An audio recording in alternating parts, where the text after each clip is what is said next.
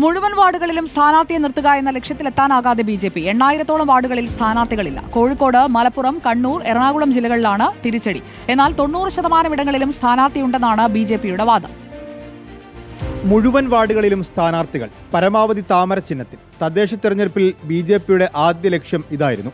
Vote വിഹിതം ഉയർത്താനുള്ള പദ്ധതി പക്ഷേ 100% വിജയിപ്പിക്കാൻ സാധിച്ചിട്ടില്ല. 15,400 വാർഡുകളിൽ താമര ചിഹ്നത്തിൽ മത്സരിക്കുന്നുണ്ടെന്നാണ് പ്രാഥമിക വിലയിരുത്തൽ. ഘടകകക്ഷികളുടെ ചേർത്താൽ 17,000-ഓളം വരുമെന്നാണ് പ്രതീക്ഷ. 2020-ൽ 17,200 വാർഡുകളിലാണ് NDA മത്സരിച്ചിരുന്നത്. ബി.ജെ.പിക്ക് സ്വാധീനമില്ലാത്ത പല സ്ഥലങ്ങളുണ്ട് കേരളത്തിൽ, പ്രത്യേകിച്ച് മലപ്പുറം, കണ്ണൂർ അങ്ങനെയൊക്കെയുള്ള ജില്ലകളിൽ ഞങ്ങൾക്ക് ഒട്ടും സ്വാധീനമില്ലാത്ത അപൂർവം പോക്കറ്റുകളുണ്ട്. അവിടെ സ്ഥാനാർത്ഥിയെ കണ്ടെത്തുക എന്നുള്ളത് കുറച്ച് വിഷമമുള്ള കാര്യമാണ്. ബാക്കി എല്ലായിടത്തും ഞങ്ങൾ മത്സരിക്കുന്നുണ്ട്. സംസ്ഥാനത്ത് ഒറ്റ പാർട്ടി എന്നുള്ള നിലയിൽ ഏറ്റവും കൂടുതൽ സീറ്റുകളിൽ മത്സരിക്കുന്നത് ബി.ജെ.പി. തന്നെയാണ് ഇപ്പോഴും.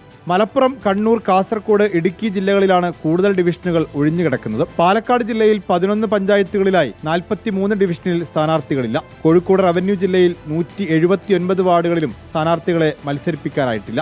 റിപ്പോർട്ടർ, കോഴിക്കോട്.